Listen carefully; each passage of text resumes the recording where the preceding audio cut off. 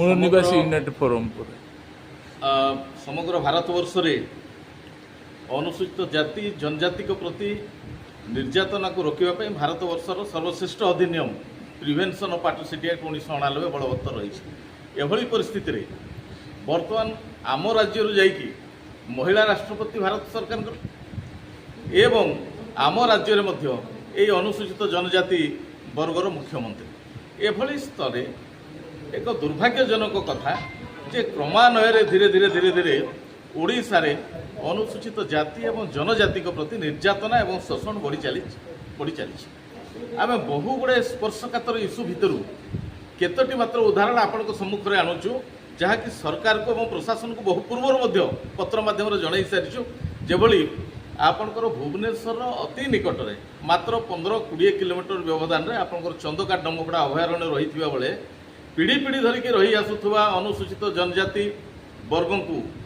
हठात सरकार 1982 मसीह अभयारण्य घोषणा कले एवं से दिन ठार शिक्षा स्वास्थ्य गमनागमन सबकि ठप है जेहेतु अभयारण्य एक नेशनल आईन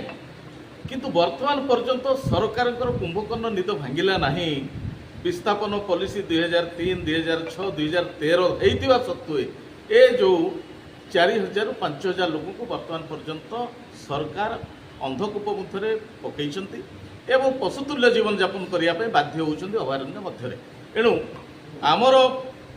आंदोलन होउची एमान को तुरंत विस्थापन नीति अनुजाई उपयुक्त भाव में थईथान करवा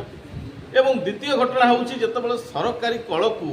अनुसूचित जाति एवं जनजाति किभली सुरक्षित भाव में पाई पारिबे से भली कॉन्स्टिट्यूशन व्यवधान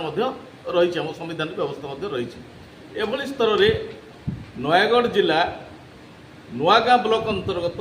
गुमी पंचायत एक आदिवासी बहुल अंचल जो 90% आदिवासी माने रहंती एवं गुमी ग्रामटी एक कास्ट डिस्क्रिमिनेशन प्लेस होइथिबारु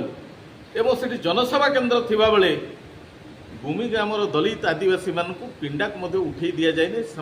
विभिन्न सेवा पाइबापी जाती जनसेवा केन्द्र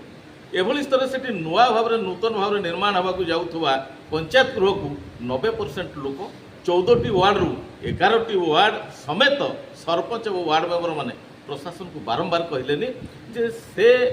जो जगार उत्कट जातिभेद अच्छी से गुमी गाँव में करा न जाऊ एक निरपेक्ष जगार करागले आम सरकार समस्त सुविधा को आम अंततपक्षे उपभोग करें परिस्थिति में सरकार एक कथा कर्णपात करना एवं एभली 7 दफा दाबी दलित और आदिवासी स्वार्थ संबंधित दाबी को लेकिन